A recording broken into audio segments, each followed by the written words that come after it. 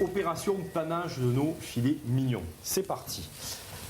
Panage classique, comme on dit, comme pour les escalopes en fait. C'est ça Thomas, hein, c'est la même chose, même technique. Hein. Alors c'est la même technique, sauf que là, au lieu d'avoir une escalope plate, on a quelque chose de rond. Donc le lait en premier. Voilà. Alors le lait sert pour accrocher la farine en fait. Ensuite de la farine classique, bien Voilà. de chaque côté. Et partout, on tapote un petit peu pour enlever l'excédent. Oui, il ne faut pas que ça fasse. Et tu m'as dit que c'est même une double panure Voilà, qu'on va utiliser. On va faire absolument faire une double panure, ça va apporter un croustillant qui est beaucoup plus croustillant. Voilà, l'œuf battu, Le battu. bien de partout. Et là, on en a partout sur les mains, c'est formidable. Pour c'est arriver rigolo. à la chapelure, donc. Avec la chapelure. Thomas, est-ce que je peux mettre...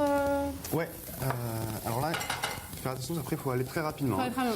Donc d'abord les foies, les foies d'abord. voilà. Voilà, on peut mettre les tomates.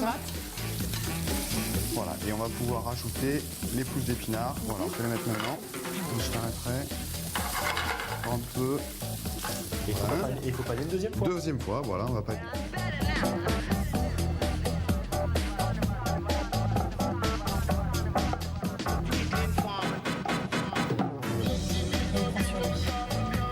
Voilà. Bon, Et donc la garniture, voilà, pour les cornets. Et voilà. On passe à la sauce et en fait la recette est terminée.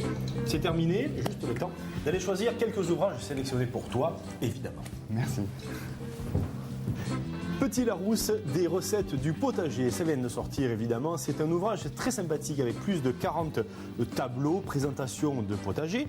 Et évidemment, nous avons nos légumes qui sont mis en valeur avec 120 recettes. Avec ça, petits et grands n'auront plus d'excuses pour ne pas manger des bons légumes tous les jours. On va continuer avec le cochon et la cochonaille. Faire ces cochonailles soi-même, alors les pâtés, les salaisons, les rillettes, les jambons, vous saurez tout avec cet ouvrage aux éditions de Vecchi. Et on va terminer avec les abats. Vous avez peut-être envie de manger les foies de volaille comme tout à l'heure, les tabliers de sapeur, la hampe, le pied de cochon, le pied, la langue d'agneau, de porc. Et bien voilà, de belles recettes de tradition. Oui, c'est à découvrir et c'est aux éditions Sud-Ouest. Si, on comprend ça, voilà.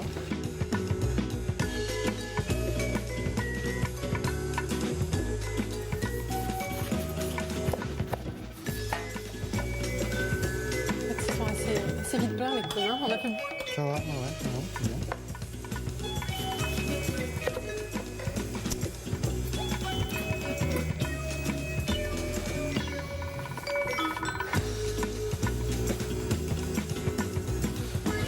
Alors il est temps pour nous de choisir le vin qui va accompagner cette recette. Quelle couleur as-tu choisi, Isabelle? J'ai choisi un vin rouge. C'est vrai que j'aurais pu choisir un vin rosé ou blanc avec le porc, mais j'ai préféré un vin rouge.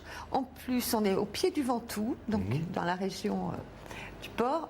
Les cépages traditionnels, Syrah, Grenache, Mourvèdre. Comme tu peux le remarquer, il a la couleur des cerises. Oui, couleur les cerises du Mont Ventoux. Du Mont Ventoux. Il a des arômes un petit peu riz glissé. Il a beaucoup de fruits rouges.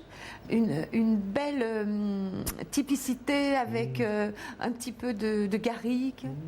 Je sens que ça va nous plaire, ça. Évidemment, alors il est dans un petit village qui s'appelle Caron. C'est au pied du Ventoux.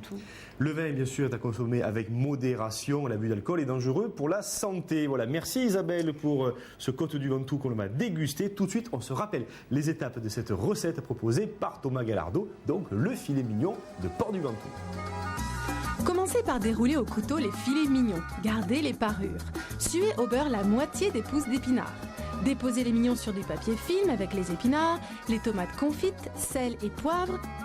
Roulez et pré-cuire à la vapeur 7 minutes et laissez reposer au frais. Pendant ce temps, préparez la sauce. Dans une cocotte bien chaude, faites colorer à l'huile d'olive, carottes, poireaux, oignons, ail et herbes de Provence. Ajoutez une cuillère de concentré de tomate et parure de porc, puis déglacez au vin blanc. Laissez réduire avant d'ajouter le fond de veau et de l'eau. Réduire à nouveau, passer au chinois et réserver.